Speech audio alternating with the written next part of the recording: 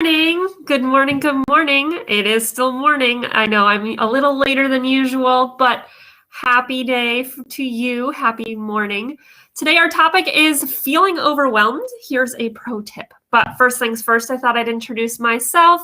My name is Andrea Oram, and if you are new around here, welcome, welcome. I'm so glad that you're able to pop in for a couple minutes and hopefully learn some helpful things, and while I share a little gold and just chat. So if you are watching live, say hi. I'd love to hear from you in the comments. And if you're not watching live, say hi too, because I'd love to see who is popping in and saying hello and talk to you in real time or in the comments. That's super fun for me. So today our topic is, I should let you know first why I was late, because, sometimes that's nice. I had a dentist appointment, and look at those pearly whites. They're so clean and shiny. And every time I go to the dentist, for the last couple of years, I get rave reviews from the dentist. I got okay reviews before, but man, I get they tell me your teeth look amazing 3 times when the dentist is looking at them. And it's just the best, right? And they always ask me, what toothpaste and what mouthwash do you use mouthwash? I say once in a while. And then they're like, what toothpaste are you using? And I was like, well, I've got my awesome toothpaste. And that's the stuff that I was using when I started getting the rave reviews. So I actually threw that link in the description of this video if you are interested, because every time I post about my rave reviews at the dentist, somebody's got to ask. So I figured, hey, I'll just put it in there for you. You can go take a peek if you're interested. If not, no big deal, right? That you do you. So anyway, our topic for the day is feeling overwhelmed. Here is a pro tip. And partly I'm talking about this because I had a few moments this past week already, the last 3 days, where I've felt a little overwhelmed. And that's because I've been playing a little bit of catch up, getting things done, and it's been a lot at a couple moments. So here's my pro tip. It's actually kind of a quote from my friend Lauren De Silva, so shout out to you, Lauren. But here's the quote. Purposefully choose what goes on the back burner. I'll say it again for those of you who need to, write this down.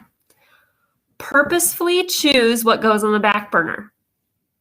And if you missed it, you can, watch the replay and get it again. But it's so key, because I have had to do that multiple times in the past week.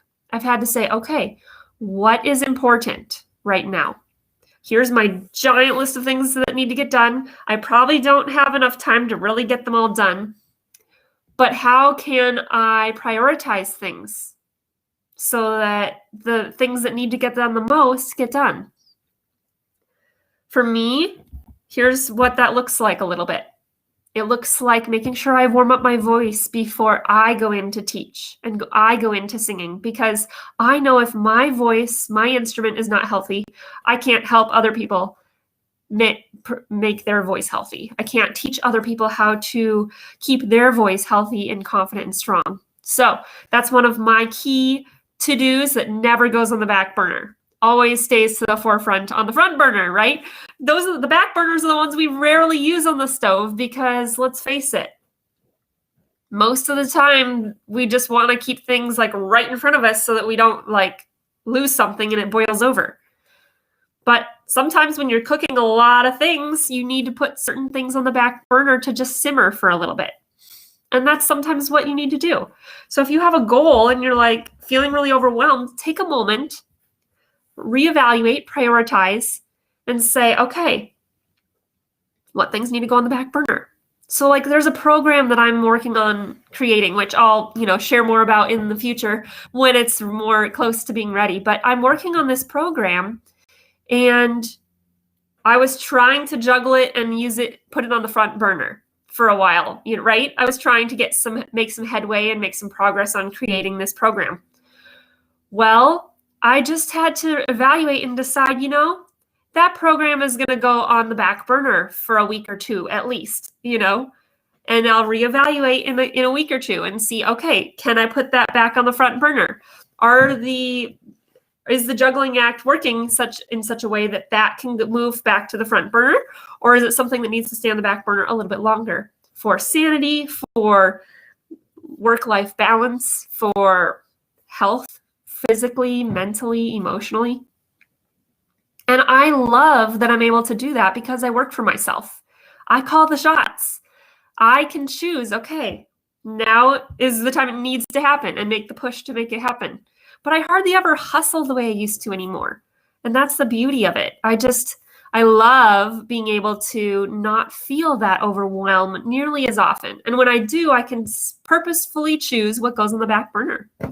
So if that is you, what ways do you figure out how to prioritize? How do you make decisions on what goes on the front burner and what goes on the back burner? How do you evaluate what's important and what's not in the things that need to happen? If you work for yourself, what ways do you set boundaries so that you can have a healthy work-life balance? I'd love to hear some of the answers to those questions if you would like to share, because I love being able to be a collective, right? A place where we can all share ideas and a place where we can ask questions. So I'd love to hear your questions, your thoughts, your revelations, if you will. And yeah, if you're someone who needs a little help with that prioritization, I've kind of created some systems, especially as I've been working from home over the past year and a half that I've made this transition to working for myself. I've come up with some key ways that I can figure out, okay, what needs to be prioritized differently? What signals am I looking for in my life that help me evaluate those things and choose what goes on the front burner, what goes on the back burner. So if you're interested in that, you can reach out. I'd love to share more about that with you. You can check that out. And if you're like, vocal coaching is one of those things I need to put back on the front burner because I'm using my voice so much. I need to make sure it's healthy and strong. It'll really help me reach the other goals that I have in my life, in my business, in my world. So if that's you, go check out the one-on-one session scheduling page. You can check that out. If it's not for you, no big deal. But check that out and see if that would be useful for you. And if you're just starting on this journey, there's a whole library of free trainings that I've done in the Strength Train Your Voice group.